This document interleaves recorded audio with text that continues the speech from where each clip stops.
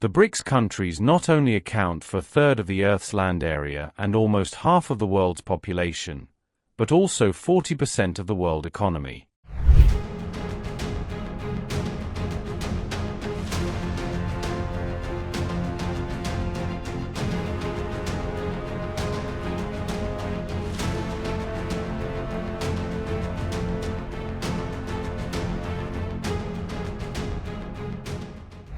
The combined GDP in purchasing power parity has already reached $77 trillion. That's according to IMF data for 2025. By the way, BRICS significantly outperform some other associations, including the Group of Seven. They have $57 trillion.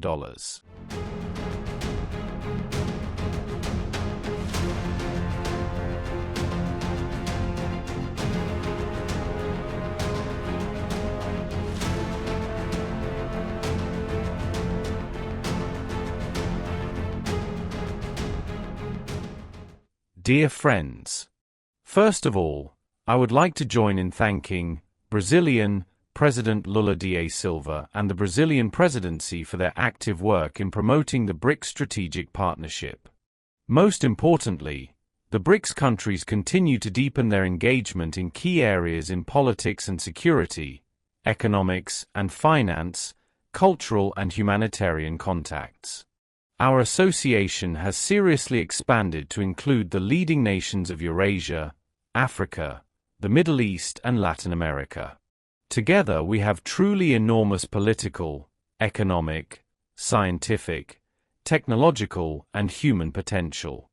The BRICS countries not only account for a third of the Earth's land area and almost half of the world's population, but also 40% of the world economy.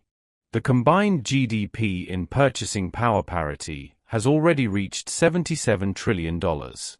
That's according to IMF data for 2025.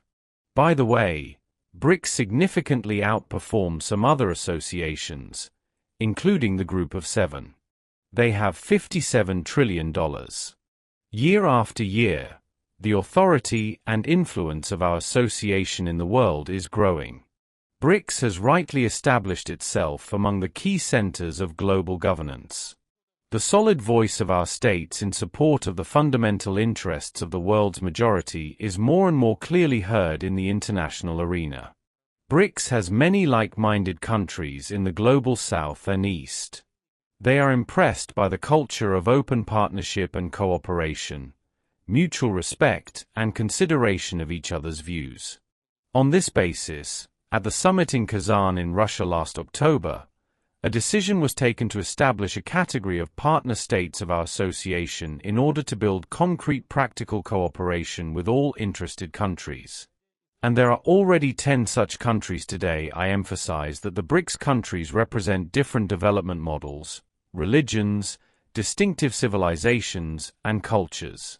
At the same time, they all stand for equality and good neighborliness, for the priority of traditional values, high ideals of friendship and harmony, and seek to make a significant contribution to ensuring global stability and security, prosperity and well-being for all. Undoubtedly, it is precisely such constructive approaches and such a unified agenda that are in demand in the current challenging geopolitical climate.